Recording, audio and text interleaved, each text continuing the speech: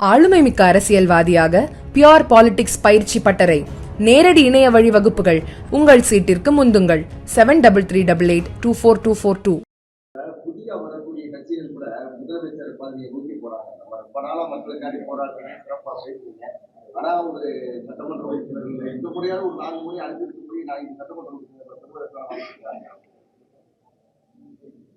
அவர் ஆசை சொல்லுங்க. உங்களை சுற்றி இருப்பவர்கள் ஜாதியாக முடியுமா? அவங்களுடைய மனங்களை பொறுத்து அரசியல் நடவடிக்கை இருக்குமா? சுதந்திர பசி கொண்ட மக்களை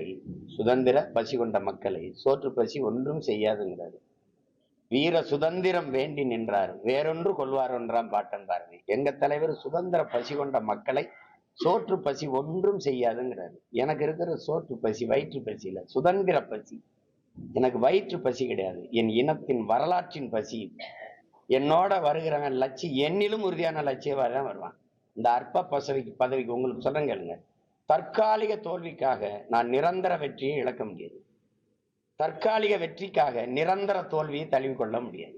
ஏன்னா என் தலைமுறை நாசமாயிடும். நான் கட்சி நடத்துறது என் நிக்கிற இவனுக்கு இல்லை, இவளுக்கு தான். புரியுதுன்னு நினைக்கிறேன். என் முன்னோர்கள் அப்படி செய்யாதவனதுனால நான் இன்னைக்கு முச்சந்திலிருந்து கத்துறேன். ஆனால் எனக்கும் பின்னாடி வர்ற என் தலைமுறை எங்களை போல தவிச்சு கையேறு நிலையில் நின்றக்கூடாதுங்கிறதுல பெரிய கவனமா நான் இருக்கேன். அதனால 4-3 சீட்டை கொண்டு வச்சுட்டு என்ன பண்ணுவோம்? சரி, நான் உங்ககிட்ட ஒரு கேள்வி கேட்கிறேன், நீங்க கேட்டீங்க. கூட்டணி வச்சு 10 எம்எல்ஏ 5 எம்எல்ஏ எம்பி எல்லாம் போனாங்களா? அவங்க இந்த நாட்டுக்கு செஞ்ச ஒரே ஒரு சேவை. நான் கேட்கறதா, சட்டசபையில சட்டமன்றத்துல பாராளுமன்றத்துல பேசுவதை விட மக்கள் மன்றத்துல பேசுறதுக்கே கோடி செய்தி இருக்கு. அங்க போனவங்க என்ன பேசுனாங்க சொல்லுங்க. அவங்க பேசுறதை விட சீமான் பேசுறது வந்து வலிமை மிகுக்கிறாங்க.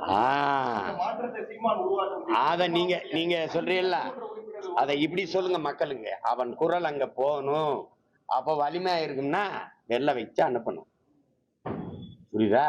அது என்னைய போய் நீ ஒரு பேர் என்னையும் கொண்டு போய் ஒன்னாப்தி பார்ட்டி ஆக்கிட்டு நான் நம்பர் 1 பார்ட்டியாக வந்தவன். நீங்க ஒன்னாப்தி பார்ட்டி ஆகி இப்ப பாருங்க, ஒரு இது நடக்கும் பாருங்க. இவர் எப்ப எந்த கட்சியோட போவாரு, இவர் எங்க போவாரு, இவர் யாரோட போவாரு, அந்த இதுல சொல்லல. அன்னைக்கு அவரை வச்சிருந்தாரு, இன்னைக்கு இவரை யார் வச்சிருக்கா? அந்த கதையை நடந்துகிட்டு இருக்குது. பொலிட்டிக்கல் ரெவல்யூஷனா பொலிட்டிக்கல் பிசினஸா? எந்த சித்தாந்தத்தை காப்பாத்த நீங்க எல்லாம் கட்சி ஆரம்பிச்சீங்க? ஒரு நாள் இங்க திட்டிட்டு இருக்கீங்க, ஒரு நாள் இங்கிட்டு போறீங்க. சீட்டும் நோட்டும் தான் உங்க இலக்குனா எப்படி மக்களின் நலன் சார்ந்த அரசியல் இருக்கும்? என்னைவாத விட்டுருங்க. என்னை எதுக்கு போய் யார் அடிச்சாலும் தாங்கிறதுக்கு ஒருத்தர் வேணும்ல, அதுக்கு என்னைவாத விட்டுருவீங்க. என்ன